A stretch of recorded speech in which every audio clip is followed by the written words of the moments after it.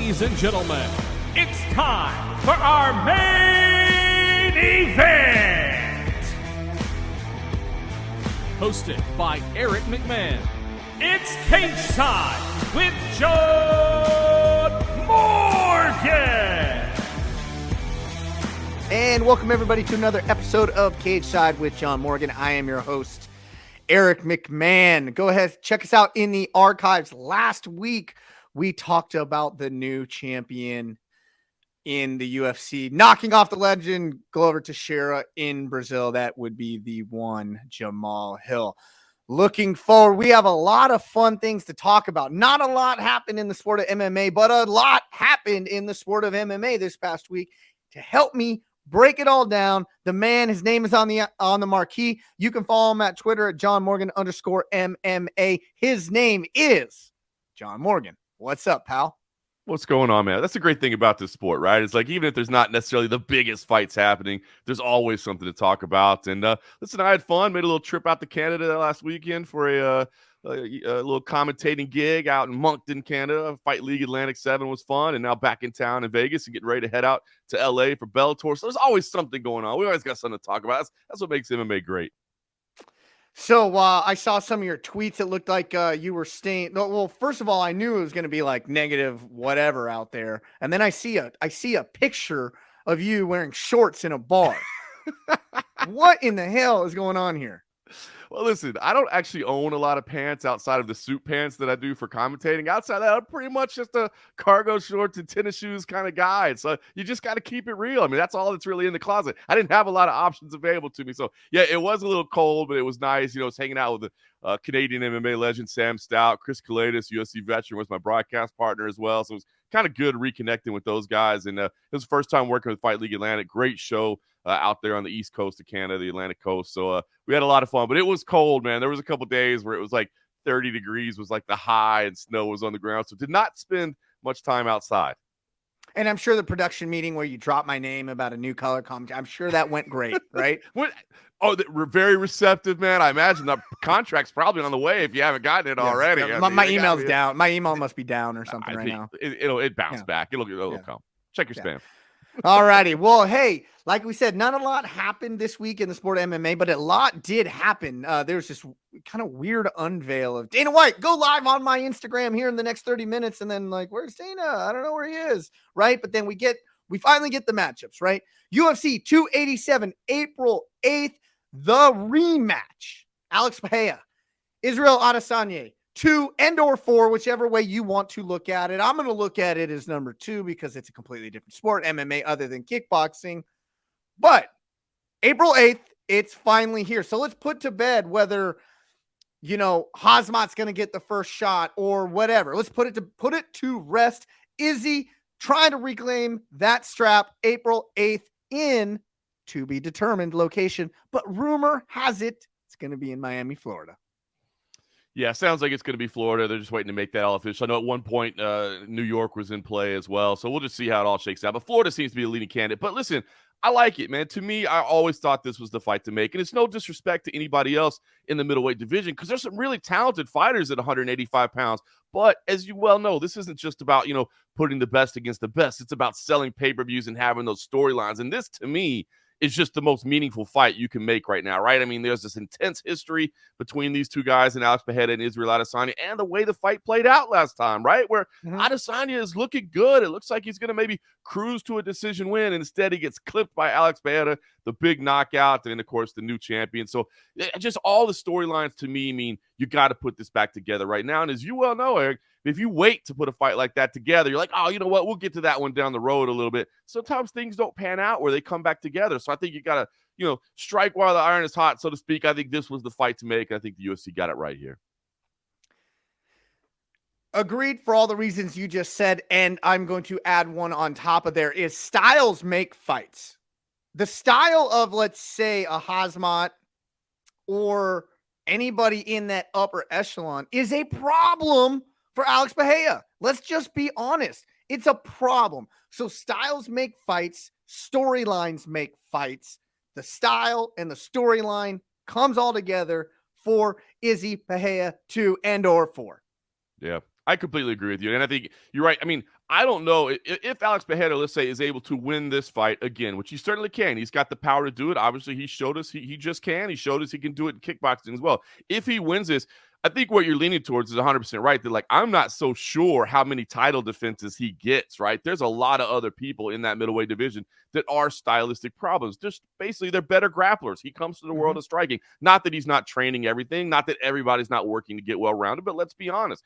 There's some really strong grapplers, including, as you said, Khamzat Chimaev. So, some tough defenses coming up if he's able to get through Adesanya. But again, that's why I say this is the fight to make right now. And we'll see where it goes. Can Adesanya extract his revenge and get the belt back? Is it going to be a mental challenge, a mental struggle? What's fight we going to be like? We'll see. We'll see. I'm excited for it. Do you see any early lines yet? Have you seen any early lines on there? I was busy. Let me see if I can pull any up because I don't know what I would pay. What would you guess it to be at? I would call it, a Pereira minus 105. Like, if I were making that line, because he owns the 3 victories, but if we're going to be honest, he was down 3-1 going into that 5th and final round. Yep. So I think Pereira is going to be good enough to stave off that takedown. But there's always the but, Izzy's a sniper as well. So it's not like this kickboxing level is on 2 different levels here. So it's a pick'em fight every single time these guys fight. It just so happens that Pereira's had his number every single time. Well, I checked out bestfightodds.com, which is a great resource to get just a number of odds because they'll show you a bunch of different houses and that sort of thing. And it looks like you can actually get Alex Pereira at plus 130 to plus 150, depending on where you go. So you can still get Pereira as an underdog, which is intriguing because of exactly what you said. I thought Adesanya would win last time out. I thought he was comfortably ahead, as you said, was winning the fight. Now, not to say that Alex Pereira didn't have any good moments. He did, besides just the knockout. He had some stuff early on as well. Did win the 1 round. So it's interesting. I do feel like Adesanya is the overall better fighter, but Alex Pereira just has that one-shot power that can change everything in an instant. So what I'm seeing right now is Adesanya is still the favorite. Man, I like if I'm a betting man, which I am, man, that's smart money for me to take Pereira, because here's the deal. Izzy failed on every single takedown attempt. The only time he got him down was a slip on a kick. Right. So if we're going to do that, and I'm also going to kind of go out on a limb here. And yeah, Izzy was maybe winning some of these exchanges, but Pereira only got hurt the once, and it was at the end of a round. Pereira dictated the pace in a lot of it. He dictated the power. He threw the bigger power shots.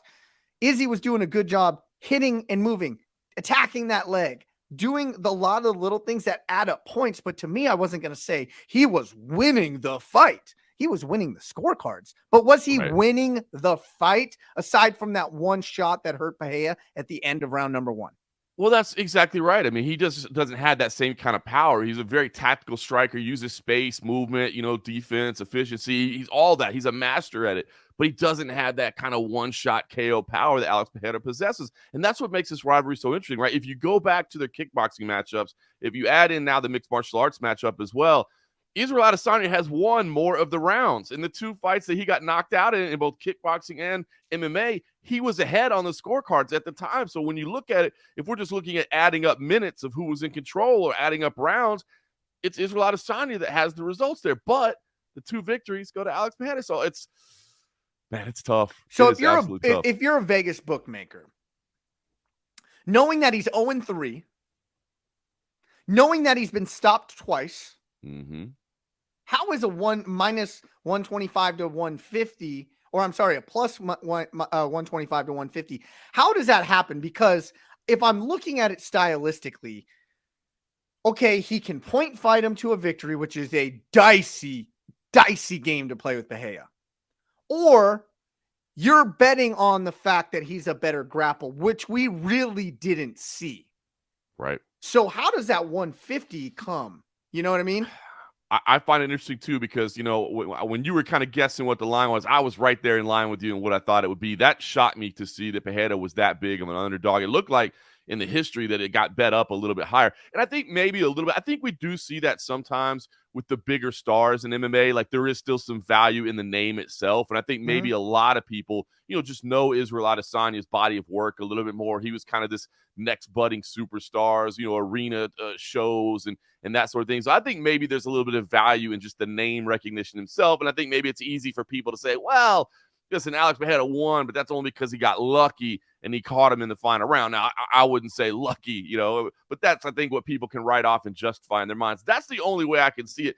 I'm with you. To be honest with you, look, if you can get a defending champion, if you can get a guy that has a history in a personal series at underdog money, I don't see how you don't take it, to be honest with you. And that's no disrespect to Israel Adesanya, because I've said it. I think Israel Adesanya is the better overall fighter when you talk about well-rounded. And he was, a few minutes away from walking away with victory here. But, man, with the history between them, with the skills that Alex Pereira has, if you could get him as an underdog, I think that's a smart play. Yep, it is a smart play. Smart money. John Morgan says take Alex Pereira plus 150, and I could not agree with him more. But UFC 287, April 8th, expected to be Miami, Florida. There is a banger of a co-main. Also got released this past week, and that is Gilbert Burns coming off his first-round dominant victory over Neil Magny, going against Street Jesus, Jorge Masvidal, in what I think we both agree is not a good matchup for Jorge Masvidal. Stylistically, it's a challenge. I mean, Gilbert Burns is just a problem for anybody in the division, to be honest with you. I mean, he's one of the absolute elite fighters in the division. But when you think about him, yes, he's got power. He can strike with you. He can certainly do that. But you think about just that phenomenal grappling game that he has. Very, very powerful wrestler, incredible submissions, great jiu-jitsu. And that would seem to be where the stylistic challenge would be for Jorge Masvidal. Obviously, if you want to get in a stand-up, street fight, kickboxing, full stand-up affair, Masvidal is going to be able to go with anybody. And not that he can't do it here. He's capable of some amazing things as well. But and that's why you respect Masvidal for taking fights like this. He's not one of those guys that holds out and waits for what he thinks is the best thing for him. No, he takes the biggest names, the biggest challenges available. And that's what we love about Jorge Masvidal. But, yes, if you're just looking at X's and O's on paper and styles and how styles make fights, this is a challenging one for Masvidal. I can tell you exactly why he probably took this fight, though, is because Gilbert Burns, even though he is a IBJJF World Jiu-Jitsu champion, and if anybody knows IBJJF, it's the regulatory body, right? So if you're in a world champion there, you're considered the top dog. Even though he has that acclaim to him, and he has, probably the best jiu-jitsu in the game right now, he doesn't die for takedowns a lot. Right. He's going to want to stand and trade with you. We'll call it, overconfidence, call it whatever it is. And Jorge Masvidal looks at that and says, if I can test this man's pride, I got hella good chances in this fight. It's true. And I think that's what he's going to have to do. And I think you'll see maybe, a little bit of trash talk leading into it. We've seen this play out before, right? Where, that dude won't stand and trade with me. He's too much of a coward to stand and bang with me. I know he's going to be diving at my legs. You just say all these things to try to get under your opponent's skin, right? So the opponent kind of gives away that stylistic advantage that they have and plays your game as well. I mean, it's, you think about the master of Conor McGregor and what a mental game warrior he was. And I think he got Jose Aldo out of his element and got him all crazy and riled up. We've seen fights won. I think he did the same thing with Eddie Alvarez as well. Conor McGregor got him riled up. And Dustin Poirier won. Dustin Poirier. I mean, we've seen it. You get guys upset and angry, and they want to come in there and they want to show that they can beat your ass instead of really just doing what they know would be better for them to do. And I think that's exactly what Masvidal is going to do. And Gilbert Burns, look, that's one of the things we love about Gilbert Burns is as great of a grappler is, he'll throw down with you. You know what I mean? He's going to put on a scrap. So, yeah, I think it'll be kind of a test of Burns' kind of veteran savvy at this point, because I think Masvidal is going to try to rile him up a little bit and get him into fighting his fight, and they'll be talking, especially if it ends up being in Florida, there's gonna be a lot of talk about pride in the neighborhood and who gets to walk on the streets and that sort of thing. So both of them obviously hailing from South Florida at the time. So yeah, I love the matchup. It's a tough one for Jorge Masvidal, but I mean, look at Masvidal's last three fights: Kamaru Usman, Colby Covington. I mean, this dude is not afraid to take the toughest dudes in the division, and here's another tough one just to prove it. And he's not afraid to take the paydays along with those big fights. But it's also another interesting side plot. You know, both these guys being Miami guys. Killcliff versus American Top Team. Yep. You know, two rival gyms, area very close together, and bragging rights on the line in this fight too. It definitely is, man. There's a nice rivalry between those two gyms, and it's a healthy rivalry. At times, you know, there's been iterations of the Black Zillions and things that got a little bit more personal. It's not so much personal now as it is professional, but, man, like you said, those two world-class facilities. I mean, if anybody's ever had a chance to visit either one of those gyms, they are meccas of mixed martial arts training. I mean, absolute palaces. And, yeah, they're, 15, 20 minutes apart down the road in South Florida, so these guys all know each other well. A lot of them have trained at both schools. You know, they've gone to both academies. So, there's kind of these interpersonal team rivalries in there. So it'll be a lot of fun, man. That was a great fight announcement as well. And it's just good to see Gilbert Burns staying busy. You know, obviously he had that great fight with Khamzat Chimaev last year, and then it took him so long to get booked again because he was having trouble getting matchups. So it's good to see him back, and good to see Jorge Masvidal back as well. He's one of the biggest stars in the sport. Everybody loves Masvidal when he gets in there. So, it's maybe sad, I guess, to see him going against each other because one of them's got to lose, but it's a big fight. And like you said, there's a lot of little subplots behind it. So I'm looking forward to it. Making the news or injecting his opinion into this fight was a guy you know very well, DC Daniel Cormier, essentially came out and said, Masvidal, you better win this fight, or we ain't going to know Jorge Masvidal too much longer. Because, if he's going to come and hit a fourth L, regardless of the level of competition, that's just not good for star power.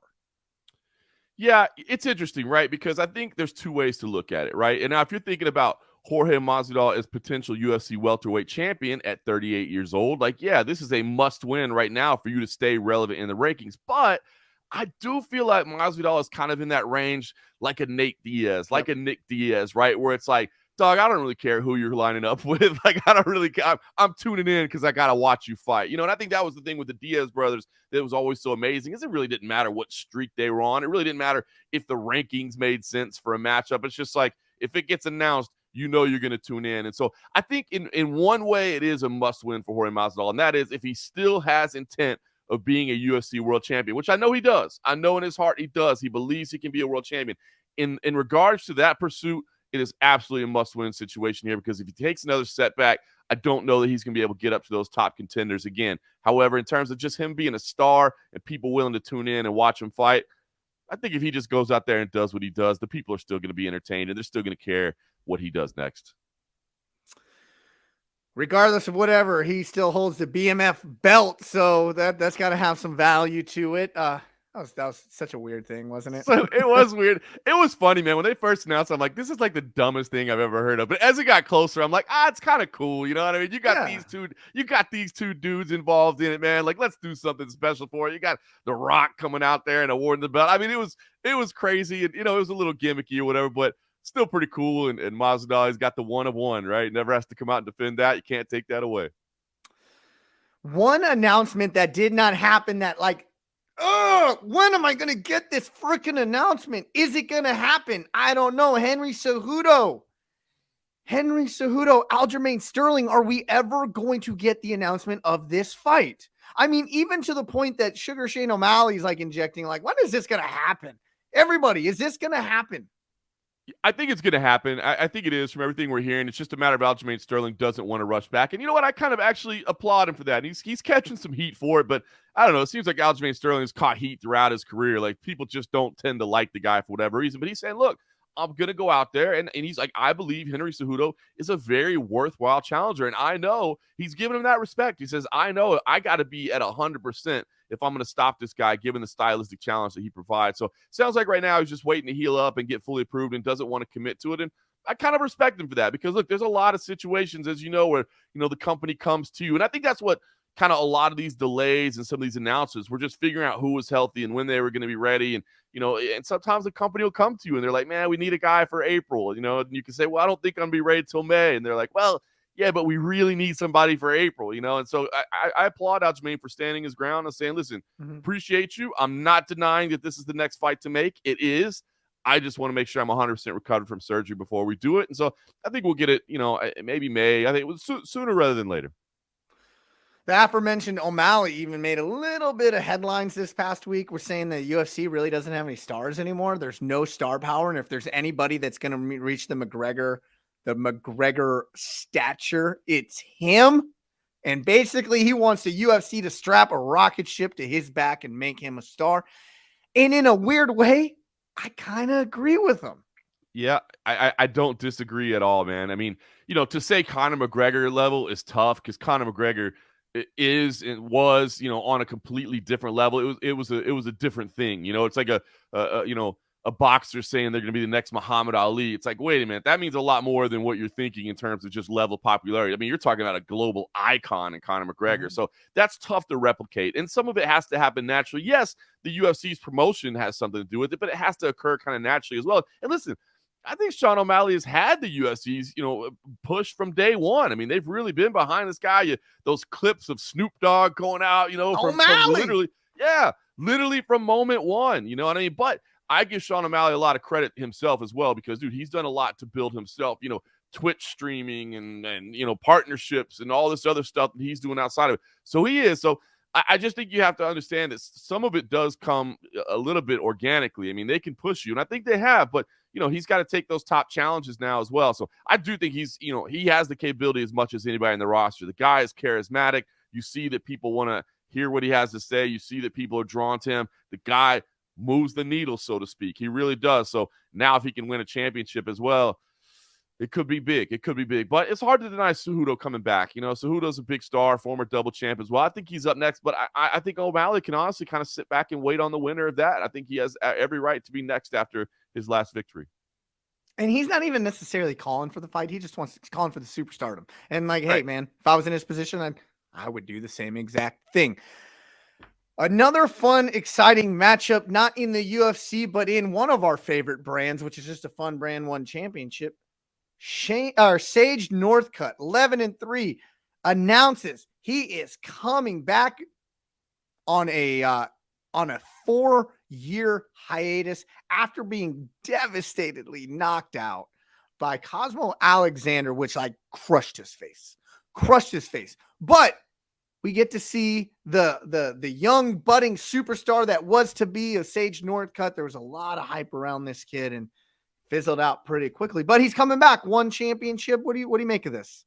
I'm excited for it. I'm glad to see him back. I was a little worried that maybe that was going to be it for Sage Northcutt. As you said, man, you start getting devastating facial structure injuries like that, and man, you could be understandably gun shy about stepping back in there and doing it again, right? Because I mean, that's potentially life-changing type stuff. It's not like I twisted my ankle or whatever. I mean, that's big. So I'm glad to see him back. I think, one championship is making their debut in the United States, and they're trying to load that card up with recognizable talent. So I think it's perfect timing for that U.S. debut. And I think it's good to see Sage Northcutt back. I mean, Sage still has a lot of talent and a lot of skill, and obviously the charisma and the personality that he has. I mean, he's such a unique individual. Got great hair. Amazing hair and really just the kindest dude you will ever meet. It's very much as yes, sir, this and those. I mean, he's just such a nice kid.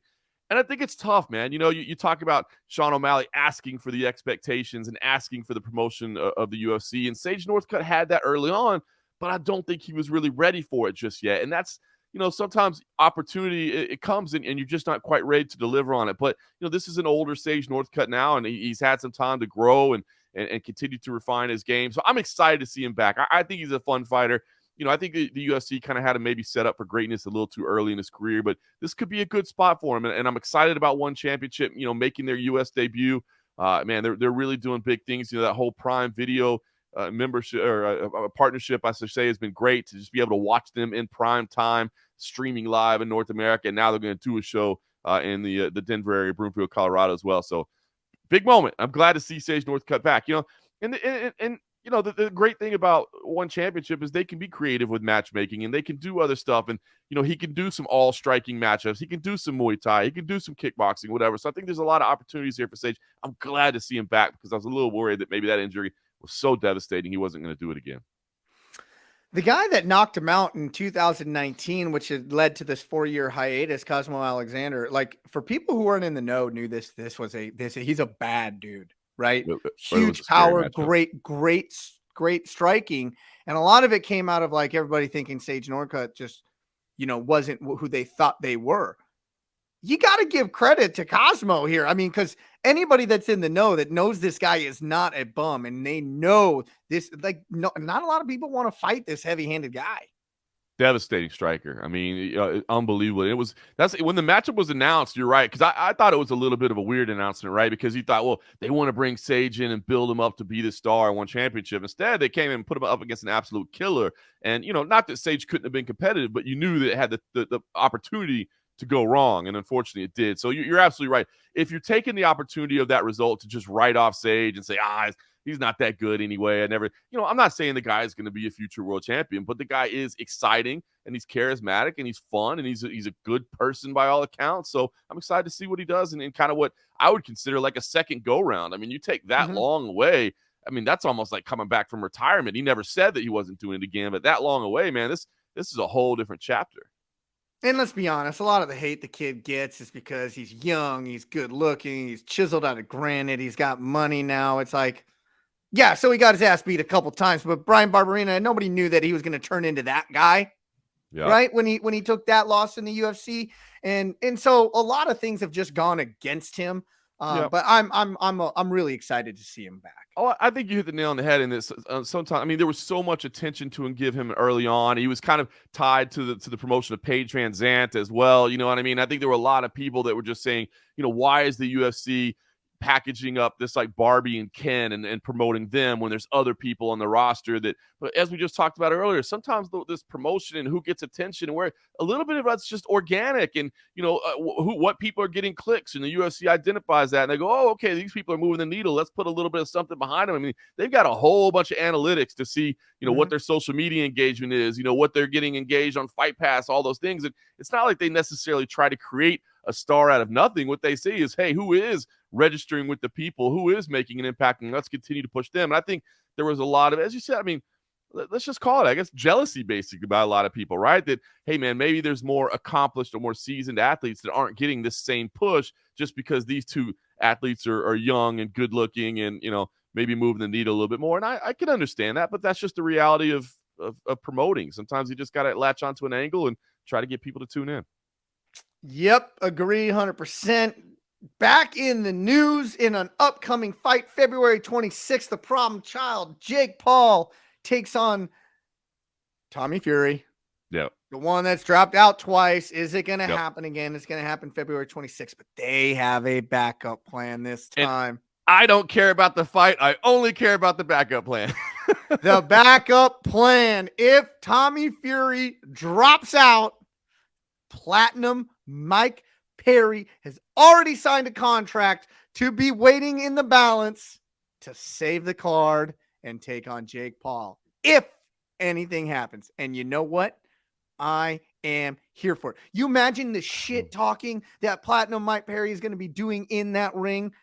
You think he's going to, you think he's going to give Jake Paul any room to uncork that 100% telegraphed overhand that literally lands all the time? Platinum Mike Perry, get in his face. I'm hoping Tommy Fury drops out. I was afraid to say that because I know that just sounds like a horrible thing for any to sit back and for us to look at any athlete in combat sports and say, I hope they have to withdraw. I feel bad saying that. You know what I mean? Because it just feels like in their $2 million payday. I hope they don't get that. Yeah, I feel bad like wishing ill on somebody, but I'm just being honest with you. Like, I don't really care about the Tommy Fury matchup. I mean, I'm not saying like, oh, it's not a worthy. I don't even care about that. I'm just saying I just don't really care about it. But Mike Perry, I care about anything Mike Perry does. I'm in. I'm signing up, and I want to watch it fight. So yes, as guilty as I feel for saying that, I'm hoping Tommy Fury has to withdraw for some reason, and we get to see Platinum Mike Perry. And at the worst, maybe it at least means that if it doesn't happen now, that Jake Paul and his camp have identified Mike Perry as somebody they want to compete with, because I'd love to see that fight. Mike Perry is a wild man in there, man. He puts on a show. Platinum Mike Perry has got skills. He's a mean-looking son of a gun. He's crazy, but he does have skills. So much, and he beat MVP in bare knuckle. He rocked MVP. He knocked MVP down. Michael Venom Page, he knocked him down and got it, he answered the bell, but he still knocked him down and he beat him, in overtime. Platinum Mike Perry has got hands. And listen, we've really seen the evolution. I mean, we knew that in his UFC run, of course, we saw it. But since he's had to, and he's openly said it, now I don't have to worry about wrestling anymore. Now I don't have to worry about jiu-jitsu anymore. Now that I'm doing these stand-up only striking arts, and like you said, he's doing bare knuckle, he's doing traditional boxing. He did the triad combat, which kind of a modified rule set. He's doing all that stuff, and he's shining in it. And you're really getting to see his personality as well. I mean, obviously, Platinum Mike Perry was obviously always a wild man, but listen, those UFC rules and the uniforms and what you can do, it kind of tones down a little bit of that now. But now he's out there just really, you can really see the full character on display, and he's fun. Like I said, I mean, honestly, anything he does these days, I'm in for. He makes it fun. Seems like he's in a good place as well. He's had some struggles along the way, I think emotionally, mentally, and it seems like he's in a really good place right now and a growing family as well. And so, yeah, man, like I said, I feel bad, wishing bad for Tommy. I don't want it to be anything bad. I just want it to be like he can't compete. Like I don't want any injuries. I don't want anything bad. Maybe another visa issue. Yeah, come up with another visa. See, visa issue. That's not a problem. It just happens. Visa issue. Let's go for visa issue. Didn't Tyson Fury say like, hey, if you don't win this fight, don't come back? Pretty much. Yeah. Man, but gosh, I'm here for Mike Perry as well. The guy's the guy's a nutcase in all the good sense of the all word. All the right ways. Unless he's knocking out old men in a bar. And but listen, Mike Perry, if you do get this fight, as much as you may love your girlfriend, I don't want her as your corner person. I would agree with that. She's a wonderful girl, but I don't know that she's in the corner. She's got to take care of the kids. Yeah. So now looking ahead this Saturday, a place that you are going to be, where is it? Inglewood, California? Inglewood, California. Inglewood, California. Bellator 290. The last emperor, Fedor Emelianenko, 40-6. The legend. His North America retirement fight taking on 30-7 Bellator heavyweight world champion Ryan Bader.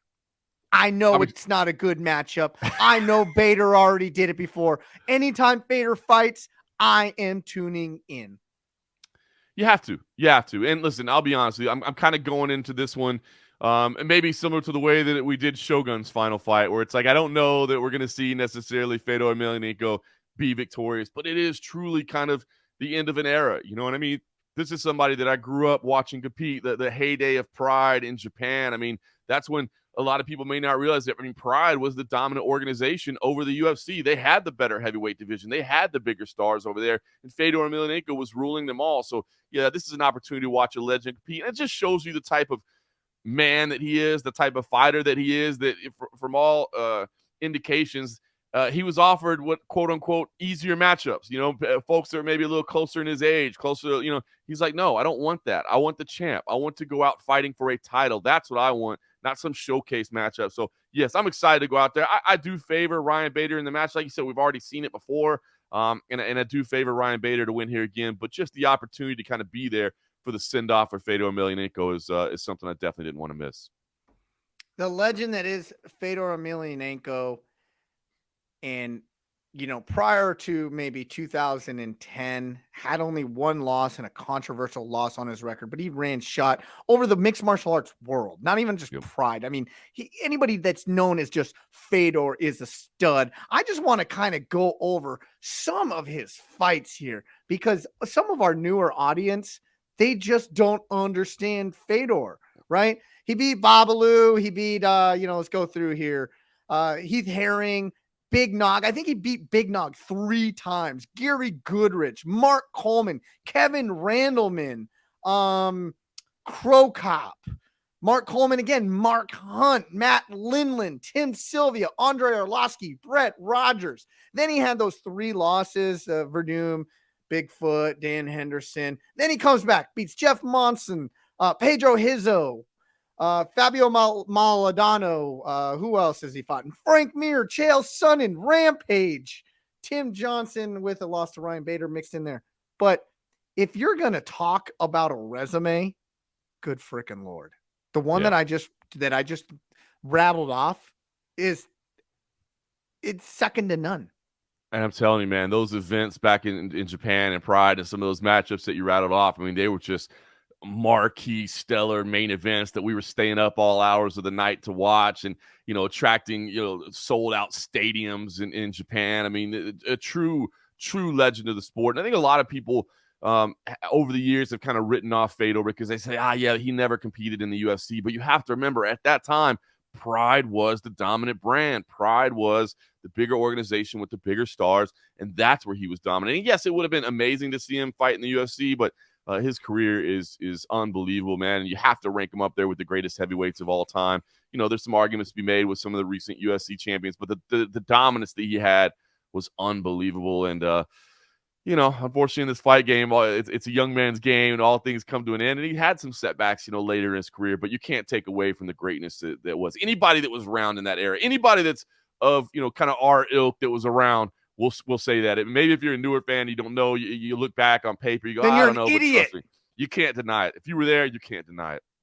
Even if you weren't there and you deny it, you're an idiot. Fedor.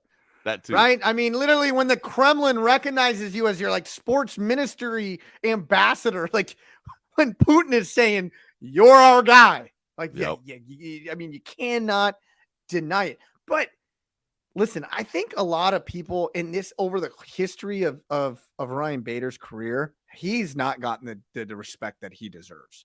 Ryan Bader is a freaking stud. He was a stud in the UFC. Had a couple bad losses, but most notably probably that Tito fight really kind of, sent him down the drains in fan perspective. But Ryan Bader, his career, I mean, like what did I just say? He was 30-7.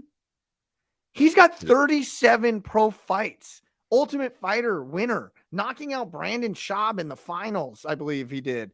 No, was it? No, he didn't. Not Brandon. I forgot who it was. But anyways, the guy's a stud, and he does not get the credit he deserves.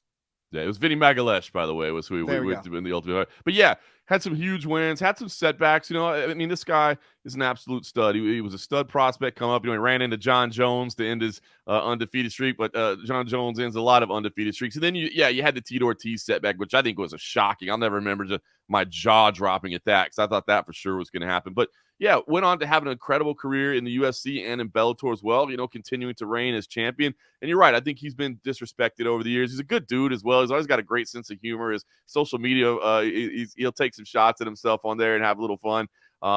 Good dude and a great fighter as well that doesn't necessarily get the respect. And I think this is probably, I haven't spoken to him yet. I look forward to getting out there and speaking. But I think it's got to be kind of an honor for him to know, too, that, Fedor Emelianenko is going away and he wants you. You know what I mean? Some people may take that as disrespect, but I think in a situation like this where, it's a true MMA legend and it's a retirement fight and he wants to fight you to do it, I mean, that's got to be an honor for Ryan Bader as well. And look, network television for Bellator as well. We've been talking about how, one championship has done some great things by getting on Amazon Prime. Now Bellator is going to be shifting over to get a little bit of network television exposure as well. So this could be a huge year for them as well. They've got a great product, but a lot of times I think maybe doesn't get the eyeballs that you might expect because it's on Showtime, which is a premium channel, right? You got to pay extra for that.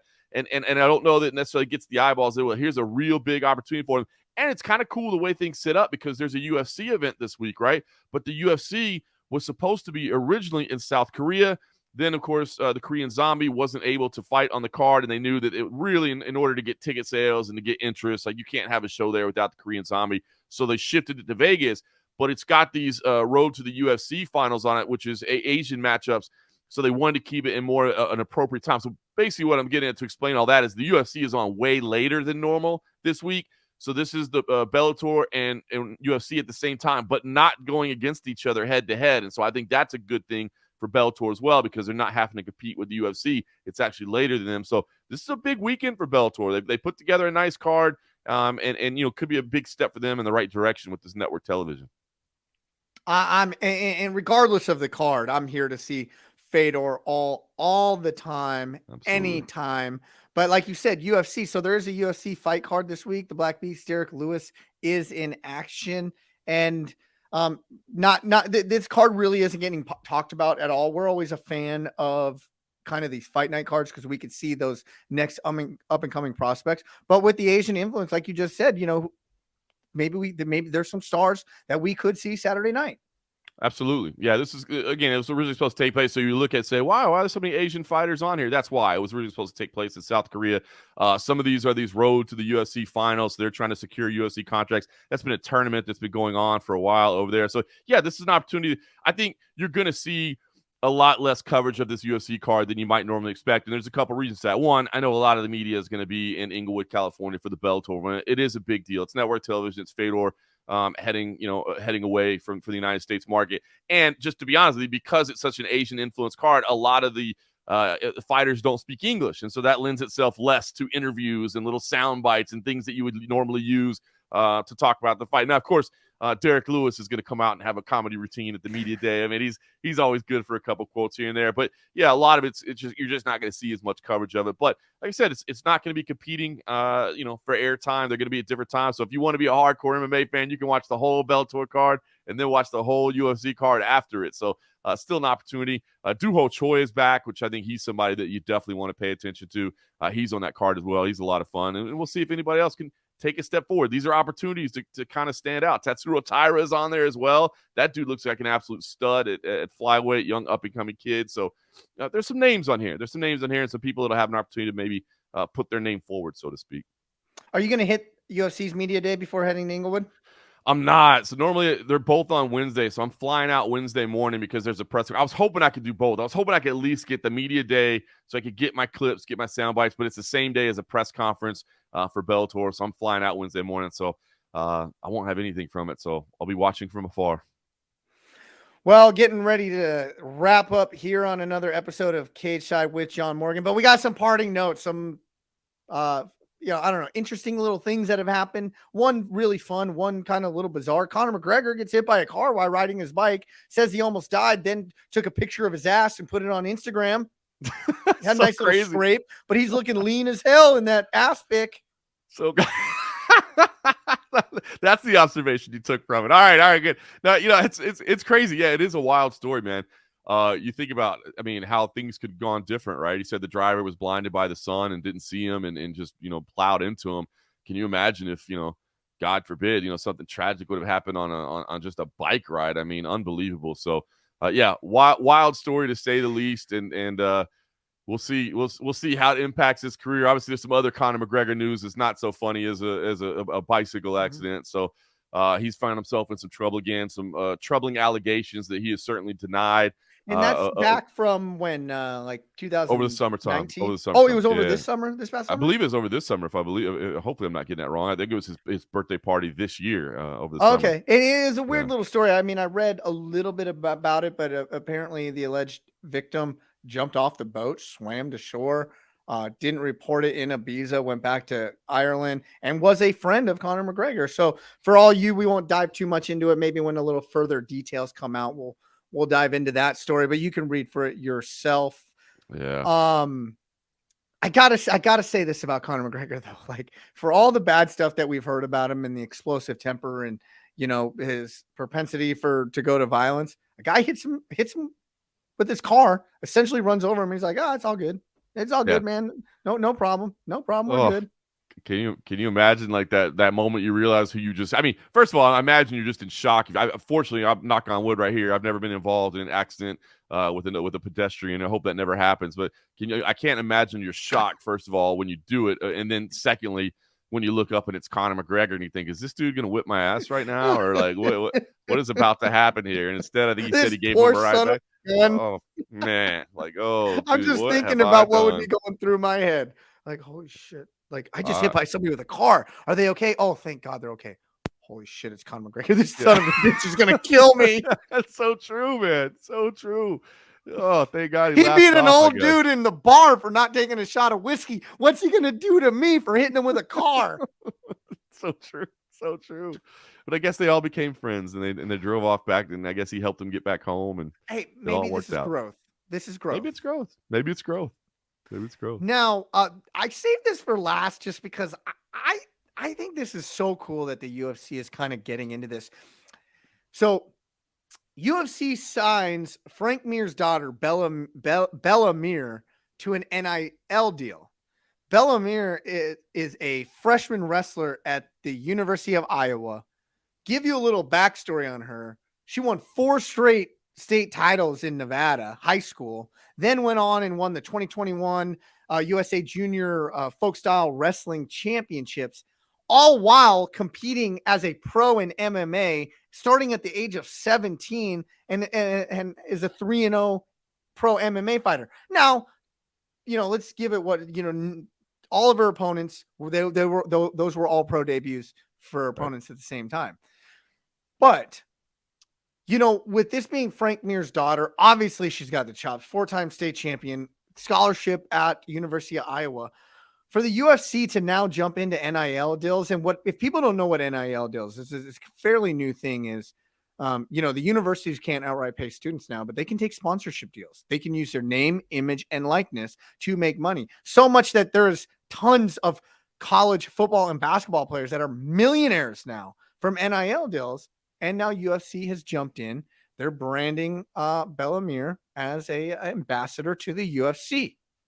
It's pretty cool. It's pretty cool. And number one, I mean, I think collegiate athletes should be able to make money anyway. So I'm glad that there's, these rules have kind of changed. They can do it. But for the UFC to identify Bella Mir is awesome. Now, they had already partnered with the University of Iowa wrestling program as well to provide some sponsorship there and to work with them. But this is a deal solely for Bella Mir. And it's pretty neat to see, Bella, daughter Frank Mir, as you said, has told her father for years she wanted to be a professional fighter. And while her mom maybe didn't necessarily want her to go that path, Frank was like, absolutely. And I will take you under my wing and I will help show you. And she has put in the effort. And I've had a chance to see her train numerous times. It's been a couple years since I last saw her, but my son used to train at Robert Drysdale's Zenith BJJ, where Frank and his daughter spend a lot of time. I've seen her on the mats. I mean, look, you don't need me to tell you what I saw. 4 state championships tells it all you need to know. But I mean, absolutely ferocious on the mat. And again, not somebody that was kind of like forced into this or just settled into it because it's the family business. But from the time she has been young, has said, I'm going to do what my dad did. She's been in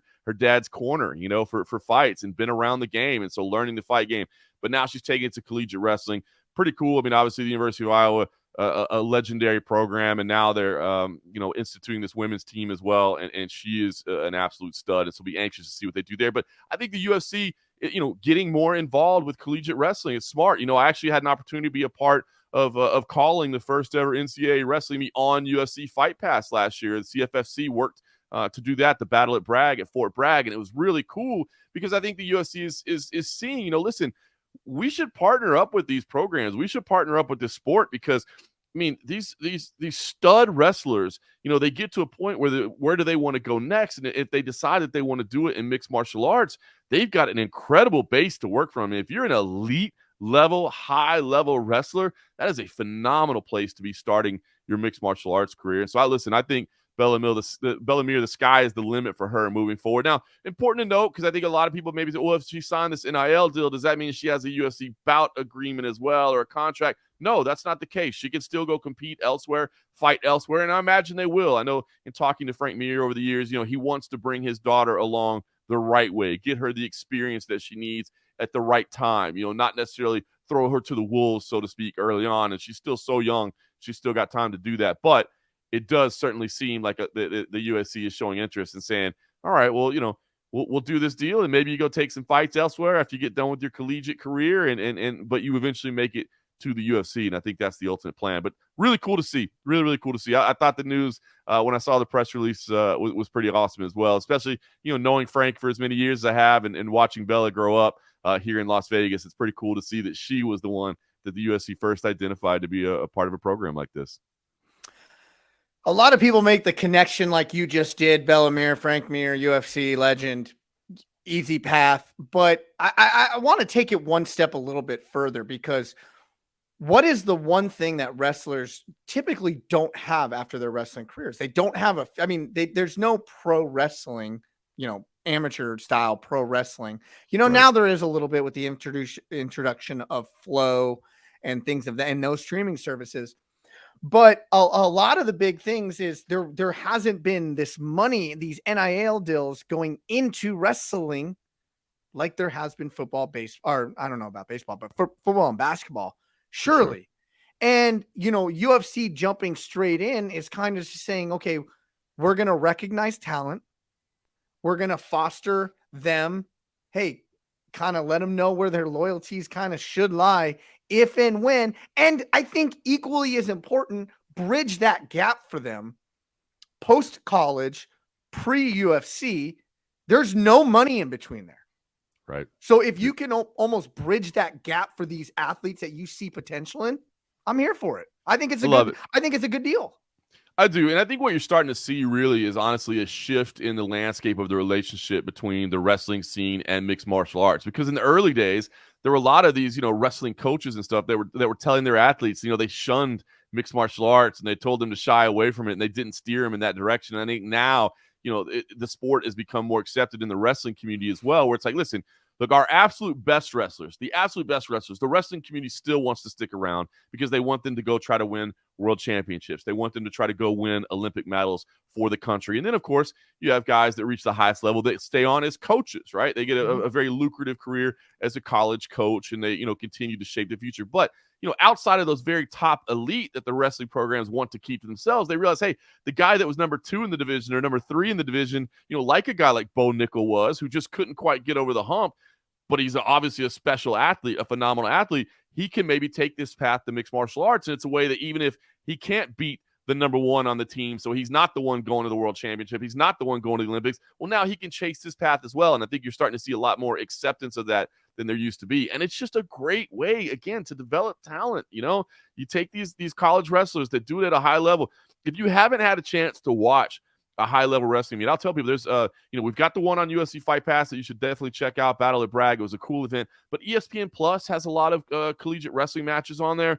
Go check it out. If you're an MMA fan that you've never actually watched, a high-level like wrestling duel, go watch it because I think, you'll recognize right away a lot of what's being done, a lot of the groundwork. If you're an MMA fan, you'll see how it translates so well. Even though the rules are different, what is trying to be accomplished, there's no submissions, that sort of thing. You'll see how well it translates. And you'll also see some phenomenal athletes, man. I had a chance to cover the World Championship one year. I believe it was 2017 when they had it in Las Vegas. I hope I'm getting that year right. But USA Today needed somebody to go cover it, and they actually asked me if I would go. And I'd never been to the World Championships before. Went and covered it. Unbelievable. I remember thinking to myself at that time, you could close your eyes and just reach out and grab anybody here in this room, and you could turn them into an elite level mixed martial artist, right? Because they're such phenomenal athletes with that incredible wrestling base. So I love to see this continued kind of marriage of the sports together. And personally for Bella Mir as well, it's super cool to see for her because, as you said, it's a very unique opportunity. It's cool that she's the one that identified. Even last week on ESPN2, I believe it is, on like a random Tuesday, Wednesday night, they had a duel. They had, I watched it. It was Iowa and Northwestern. Just like, right.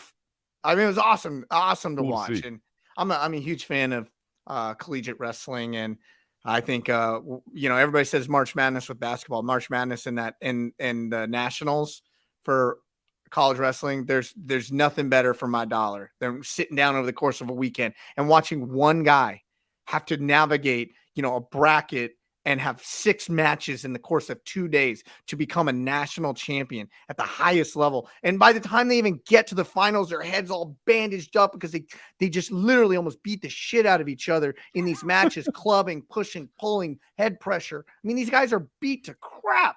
They are the toughest dudes and females walking the face of this earth.